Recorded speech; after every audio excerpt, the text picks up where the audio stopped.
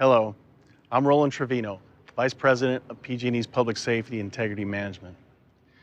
Thank you for taking the time to view this training video and see how we can work together in the event of a natural gas pipeline emergency. We understand in the more suburban and rural areas in Central and Northern California, there are many volunteer fire agencies, and access to this training is even more critical. We know that fire and law enforcement are likely to arrive at the scene of a natural gas pipeline emergency first. This training video will give you the information needed to keep both the public and yourselves safe and to respond safely and effectively with PG&E personnel when there is a natural gas pipeline emergency. The safest and most effective way to deal with natural gas pipeline emergencies is by training and working together. PG&E deeply respects your role as a first responder, and we are committed to teaming up for a safe response.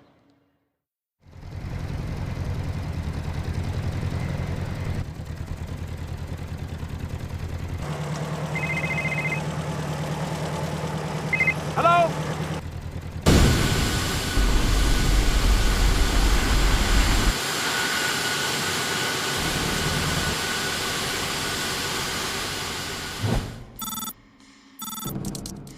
We have a drop in pressure and increase in flow in line 402 in Reading.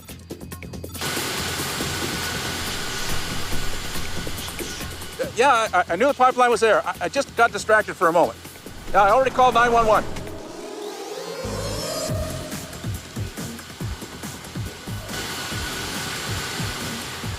We have a report of a gas line dig-in on line 402, 18064 Lincoln Way, Cross Street, American Lane, and Evans Lane in Reading.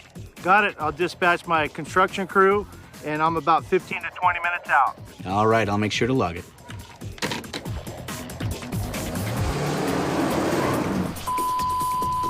Engine 1, Truck 8, Battalion 3, respond to a possible hazmat, natural gas release at 18064 Lincoln Road, Cross Street, American Lane, and Evans Lane.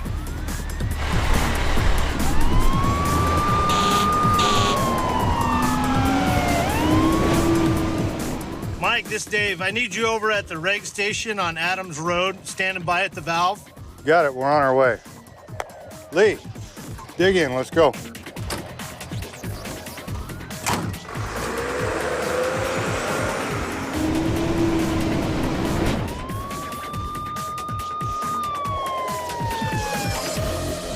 A natural gas incident like this one is not uncommon.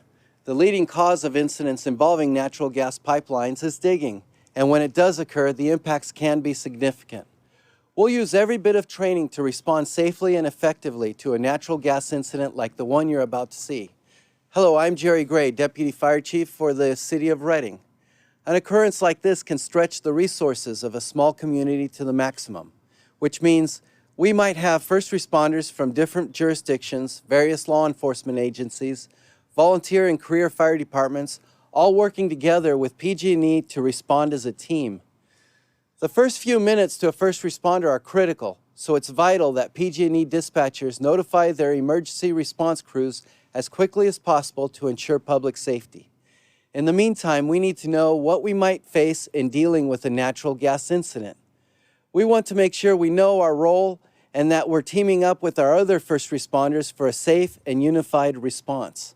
Collaboration and coordination is the key to safely managing the incident.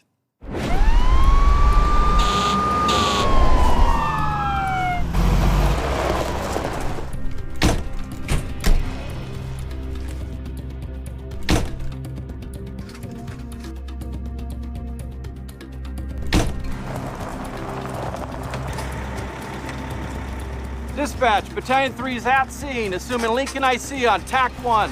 Lincoln IC, dispatch copy.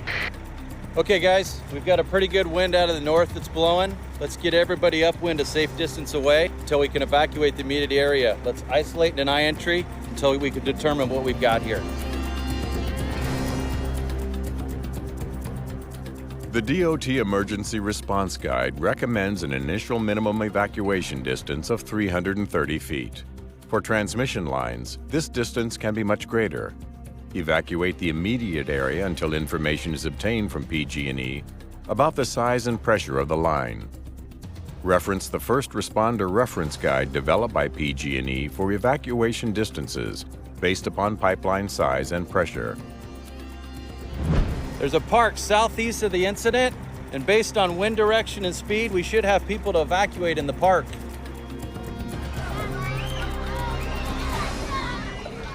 When the IC takes charge, some initial safety precautions are made. In the vicinity of a natural gas pipeline incident, it's especially important to prevent use of any ignition sources, like vehicles, tools, or communications devices. In this case, the farmer who struck the natural gas pipeline was wise to leave his tractor running. If he had turned it off, he might have created an ignition source and started a fire. We'll take care of it. Okay. Dispatch, Lincoln IC. Lincoln IC, dispatch, go ahead. North winds are pushing the natural gas towards the residential area in Station 50's jurisdiction. Let's dispatch the volunteers from Station 50 for mutual aid on the Lincoln incident. Copy, Lincoln IC. Station 50, mutual aid for City of Reading for natural gas pipeline incident. Once dispatched, all responders will be working in unified command, using the same radio frequency. Unified command allows agencies from different jurisdictions and with different responsibilities to work safely and effectively. Under a unified command, a single coordinated incident action plan will direct all activities. Chief 50, Lincoln IC. Chief 50, go ahead. Chief, it looks like the natural gas from the incident is headed into your jurisdiction. Let's evacuate the area on the northern side of your district, establish a safe perimeter, isolate and deny entry. Chief 50, copy.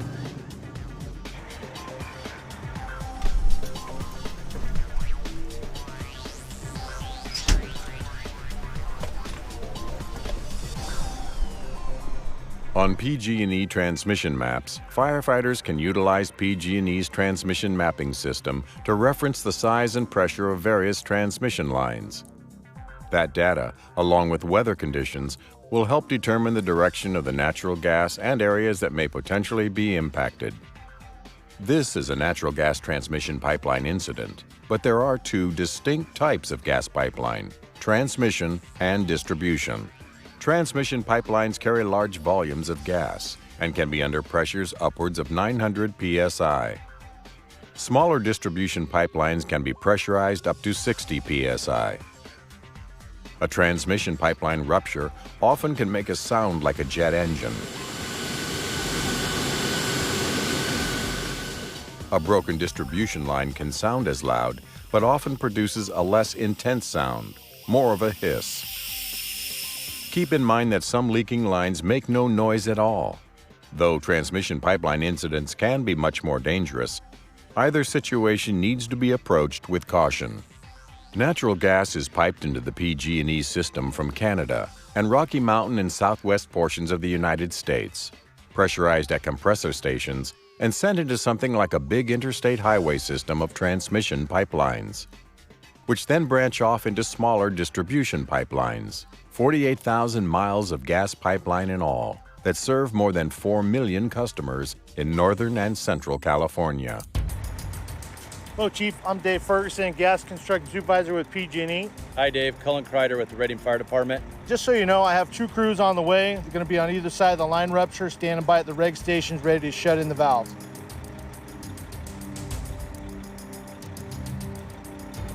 I have personnel standing by at the reg stations on Main Street and Locust Road, ready to shut in the gas on line 402.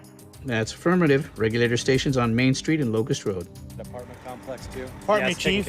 I have guys on either side of the rupture at the valves standing by, getting ready to shut in the gas, and a repair crew is just about ready to start repairs. Weather is a key factor in the decision-making of how a natural gas incident like this can be mitigated. The prevailing weather conditions will affect the migration of gas through the atmosphere. Based on the size of the damaged transmission pipeline, the pressure of the natural gas, wind speed, and direction, along with humidity, the fire department and PG&E can pinpoint where the natural gas will drift. In an incident of this magnitude, establishing a safe perimeter is critical. until the size and pressure of the damaged natural gas pipeline can be identified. The wind direction and speed will be an important factor to monitor and assist with actions taken at or near the incident site. Lincoln IC, Chief 50. Chief 50, Lincoln IC. We're on the northern perimeter. We're below the explosive range. We're okay to hold right here. Lincoln IC, copy. In this case, although the site of the natural gas incident is on sparsely populated land, the natural gas is drifting into a more densely populated region and will require an evacuation. Dispatch, Lincoln IC. Lincoln IC, go ahead. Requesting Reading PD to initiate evacuation for residents at the Sunshine Hills apartment complex. Lincoln IC, dispatch, copy.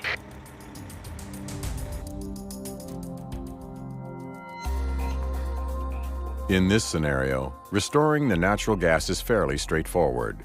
Other natural gas transmission pipeline incidents may be more complex, involving more extensive PG&E crews working in a larger network to turn off the gas, make the area safe, conduct repairs, and then restore natural gas to residents impacted by the incident. Transmission line 402, flow normal and pressure normal. Once the natural gas transmission pipeline repairs have been made, the atmosphere in the impacted area needs to be tested again to ensure the natural gas has dissipated. In the aftermath of a natural gas pipeline incident, it's important to debrief with PG&E before leaving the scene. It's vital to learn from events, give feedback on what went right and what can be improved upon in order that responders know their roles, and come up with recommendations on how to make the next incident even safer. To recap, establish incident command. Set up a safe perimeter based on existing conditions. Isolate and deny entry. Eliminate all ignition sources. Measure natural gas levels in the area. Set up unified command. PG&E will stop the flow of gas, make the area safe, and conduct repairs. And always debrief before leaving the scene. The scenario you just saw had the potential to turn into a major incident. But through unified command, first responders from various agencies and jurisdictions collaborated with PG&E to execute a safe response to the incident and kept everyone safe. First responders can attend PG&E-sponsored training, workshops, and exercises to become more familiar with the safety aspects of natural gas and how to respond during a natural gas pipeline incident. That way, through collaboration and cooperation, we can truly team up for a safe response.